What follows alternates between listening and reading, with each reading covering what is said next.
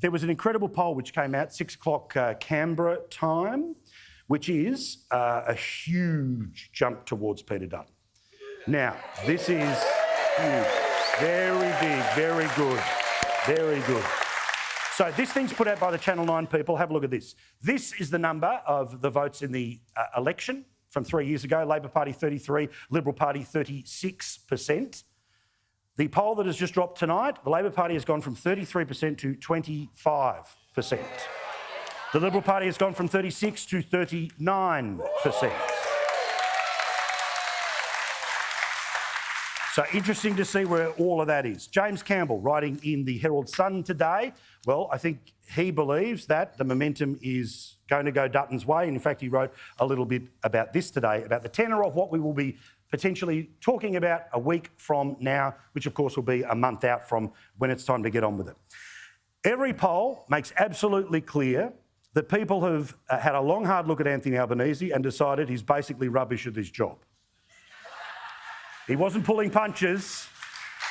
Normally this would be a problem for a first-term Prime Minister. Normally you would expect a Prime Minister in this position to be desperately keen to tell us about all the exciting things that he's going to do for us and give him another go. However, he's underwhelmed us in the way he's done the job, and he's going to underwhelm us potentially on the way out. So no mystery which way James thinks all of this is going to go in the next couple of days. Which brings us to the first of the major pre-campaign campaign events, which was the Prime Minister today, I believe in Tasmania, because, again, lots of Labor seats there, but smaller numbers, which is why constantly you're in WA, you're constantly in Tasmania. And he was there, and it was all about banging on about Medicare and another $8 billion of your money.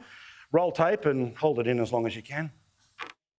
An $8.5 billion commitment to deliver stronger Medicare everywhere, saving people hundreds of dollars in out-of-pocket costs. No asterisk, no fine print, no terms and conditions, just 100% bulk billing covered by Medicare. Okay, enough. Great, cool. Yes, woo. Toto. Can I get an upgrade? You know, have a look at my new joint. Anyway, this was really all about trying to move the conversation from the number one thing that's cost of living, trying to move it to Medicare, why Liberals bad, Ooga Booga, Peter Dutton, all the rest of it. You know the video that I've showed you where they literally just cut up what he said and Frankenstein something to make it look like he was going to kill off Medicare. Well, even though they know that's not true, it didn't stop the Prime Minister from dropping this today.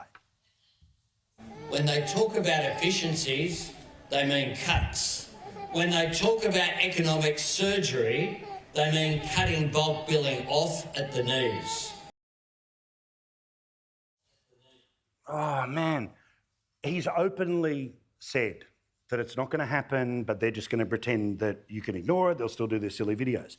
But Peter Dutton, very clever today in terms of political strategy, because the government said, oh, 8.5 million, they're going to rip Medicare apart. Dutton turns around and says, OK, not just 8.5, now 9 billion, because I'm going to throw 500 million, which will be their major promise in and around mental health. Here was the pushback from Dutton today, as he hasn't just matched, but bettered what Labor's wanting to do on Medicare.